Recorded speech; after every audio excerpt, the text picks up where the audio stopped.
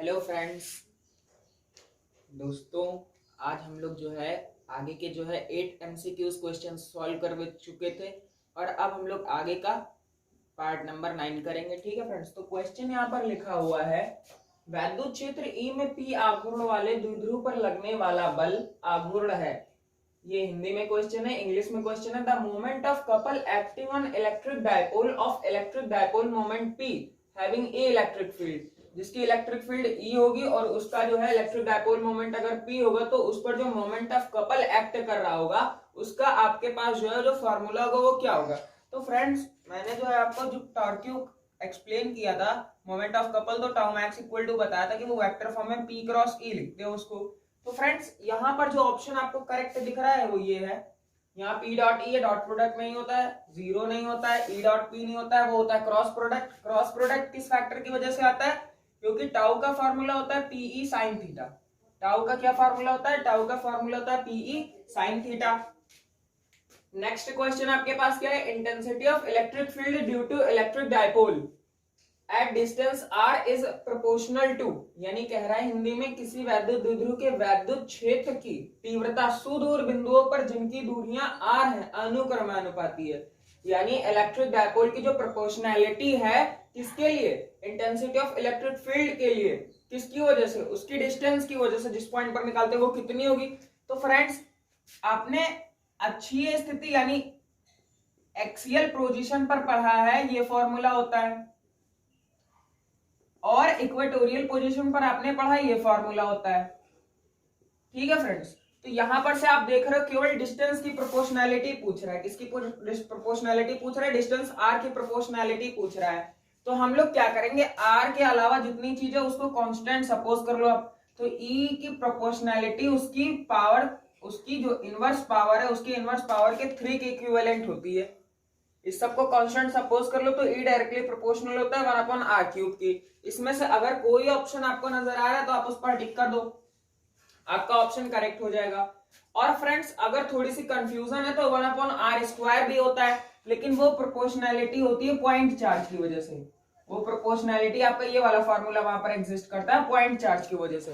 तो r² की जो प्रोपोर्शनैलिटी होती है वो पॉइंट चार्ज की वजह से होती है। बट आपका क्वेश्चन यहाँ पर पूछ रहा है इलेक्ट्रिक डायपोल की वजह से। इलेक्ट्रिक डायपोल की वजह से जो प्रोपोर्शनैलिटी होती है वो होती है पावर 3। ठीक है फ्रेंड्स, 1/r³। अच्छा, ओके। जो नेक्स्ट क्वेश्चन आपका बोल रहा है, नेक्स्ट क्वेश्चन आपका क्या बोल रहा है? नेक्स्ट क्वेश्चन बोल रहा है 2 माइक्रोकूलम के दो बराबर तथा विपरीत आवेशों के बीच की दूरी 3.0 सेंटीमीटर है। इसका वैद्युत द्विध्रुव आघूर्ण क्या होगा? इंग्लिश में क्वेश्चन है, two equal and opposite charges are of 2 microcoulomb are 3 centimetre apart with each other, find out electric dipole moment. Electric dipole moment हमको निकालना है, यानी कि कुल मिला के हमें फाइंड आउट क्या करना है? वैद्युत द्विध्रुव आघूर्ण या फिर इलेक्ट्रिक डायपोल मोमेंट, यानी कि पी निकालना है हम लोगों को। हम लोगों को क्या निकालना है? पी निकालना है। टू फाइंड आउट क्या करना है? पी करना है। गिवन क्या क्या है?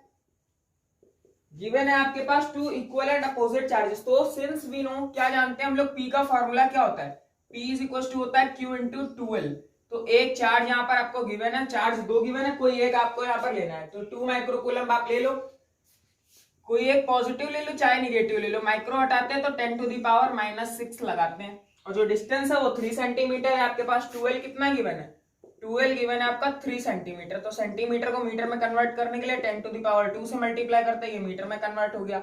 आपको चाहिए P, P is equal to आप लगा दो Q इंटू 2L। Q की वैल्यू आप पुट करो और उसके बाद 2L की वैल्यू पुट करो।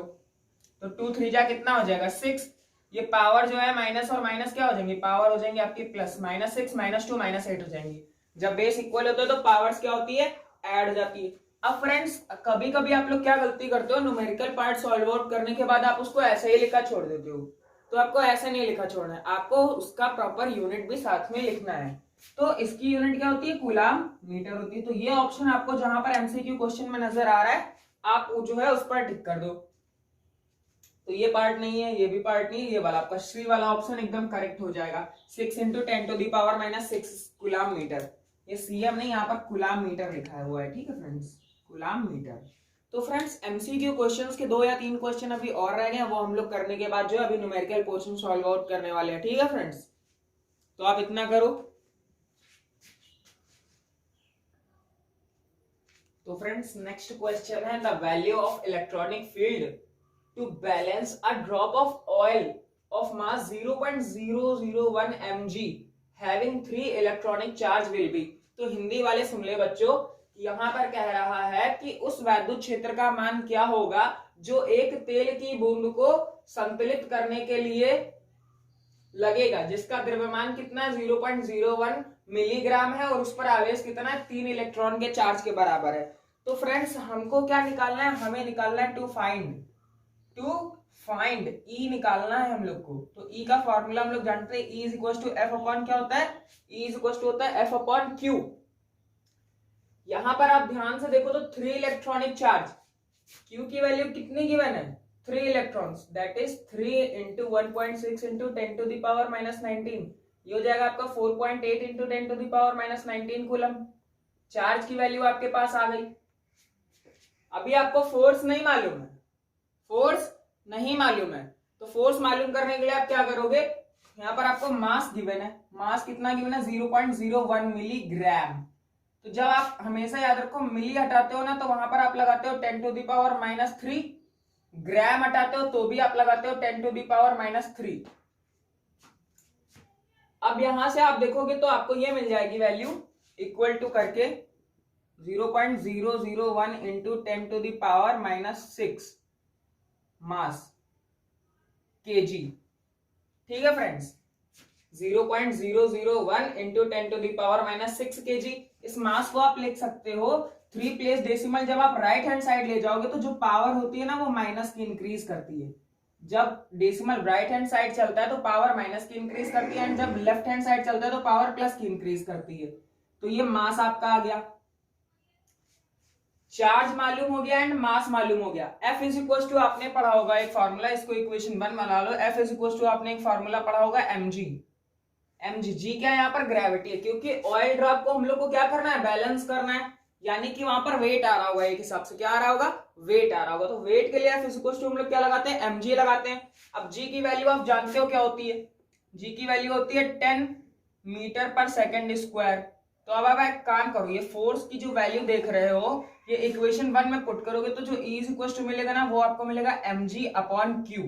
कितना मिलेगा आपको, mg अपॉन क्यू। और ये क्वेश्चन ना फ्रेंड्स बहुत इंपॉर्टेंट क्वेश्चन है, 2019 में 2 सेट में पूछा गया था, 2017 में 3 सेट में था ये क्वेश्चन। तो आप ये समझ लो फ्रेंड्स, ये मोस्ट इंपॉर्टेंट क्वेश्चन है आपका। अगर आप ईयर वाइज भी देखो 17, 19, उसके बाद 2 का अगर गैप भी लेकर चलोगे ना एक रीजनिंग के हिसाब से, तो वो 21 में भी पूछा जा सकता है। इस वजह से ये क्वेश्चन मोस्ट इंपॉर्टेंट है। अब आपके पास मास भी है, ग्रेविटी की भी वैल्यू है एंड चार्ज की भी वैल्यू है। ठीक है फ्रेंड्स, तो यहां पर आप मास की वैल्यू रख दो 1 into 10 to the power minus 9, gravity की वैल्यू रख दो 10 एंड चार्ज कितना है आपका 4.8 into 10 to the power minus 19। अब फ्रेंड्स एक चीज आप जानते हो कि जब बेस इक्वल्स होते हैं तो पावर क्या होती है, ऐड या सब्ट्रैक्ट होती है। तो यहां पर कितना लिखा हुआ है, यहां पर लिखा हुआ है आपका 10 पावर माइनस 9 प्लस 1 माइनस 19।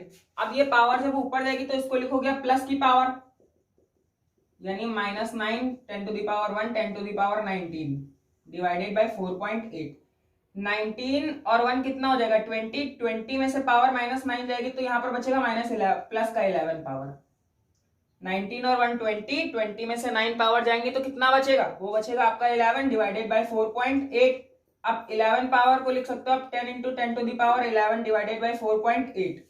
तो जब आप यहां से लिखोगे ना तो आपको यहां से मिल जाएगा 4.8 को 10 में डिवाइड करोगे तो आपको मिलेगा E is equal to 2.04 into 10 to the power 10 volt per metre. ये आपका सोल्यूशन है, 2.04 into 10 to the power 10 volt per metre. तो आपका ये ऑप्शन सेकंड वाला है, इसको आप करेक्ट कर दोगे तो ये आपका आंसर आ जाएगा यहाँ पर। नेक्स्ट क्वेश्चन आपका लिखा हुआ है an electron enters in an electronic field in the direction perpendicular to it, the path of movement of electron will be.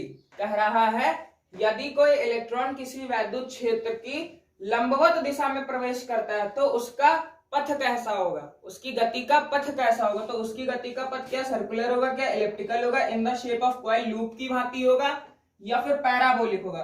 तो फ्रेंड्स आप इसको एक बार याद कर लो, अगर वैद्युत क्षेत्र में इलेक्ट्रॉन लंबवत में एंट्री ले रहा है तो उसका पाथ हमेशा परवलयाकार होगा। वृत्ताकार पाथ सर्किल में होता है, इलिप्टिकल पाथ इस तरीके का होता है, और जो पैराबोलिक पाथ होता है वो इस तरीके का होता है। ठीक है फ्रेंड्स, लूप भी सर्कुलर ही होती है आपकी। ठीक है फ्रेंड्स, तो ये दो क्वेश्चन थे, मोस्ट इंपॉर्टेंट क्वेश्चन है, both are most important question. ये आपके एग्जाम रूम में जो है आपको देखने मिल सकते हैं किसी भी एग्जाम में। फिजिक्स से रिलेटेड अगर कोई भी 11th-12th का सिलेबस कहीं पर भी पूछा जा रहा है तो ये दोनों क्वेश्चन ऐसे हैं जो पूछे जाते हैं। आप इनको जो है नोट्स वाइज बना लो। यहां से फिर से मैं एक्सप्लेन कर दे रहा हूं, ई निकालना था, ई इज इक्वल टू होता है एफ अपॉन क्यू, आपको पढ़ाया मैंने, एफ इज इक्वल टू होता है एम जी।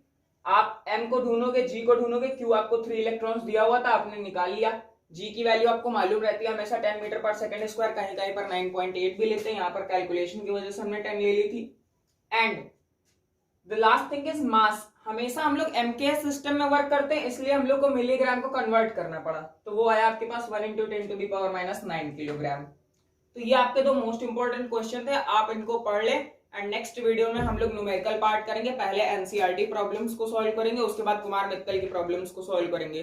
3 से 4 वीडियो न्यूमेरिकल के आपको मिलेंगे, टोटल 20 न्यूमेरिकल करवाऊंगा। बाकी आप अपने हिसाब से करो, जो आपको क्वेश्चन फंसे आप उसको मेरे को कमेंट सेक्शन में बताओ, और मेरे को जो है मैं आपकी कॉन्टेक्ट नंबर दे दे रहा हूँ उसमें कमेंट डिस्क्रिप्शन में, आप उससे जो है मुझे व्हाट्सएप कर सकते हो क्वेश्चन। ठीक है फ्रेंड्स, फिजिक्स से रिलेटेड अगर आपको कोई भी क्वेश्चन अगर पूछना है 11th-12th की बुक से, आप मेरे को डायरेक्टली व्हाट्सएप कर सकते हो। ठीक है फ्रेंड्स, मेरा कॉन्टेक्ट नंबर 8840986589 है। और 12th से रिलेटेड मैथ्स एंड फिजिक्स में कोई भी प्रॉब्लम है आप उसको कर लो, और मैं आपका शेड्यूल डाइजेस्ट करके आप तक पहुंचा दूंगा। यूट्यूब पर नोटिफिकेशन आपको मिल जाएगी। ठीक है फ्रेंड्स, थैंक यू।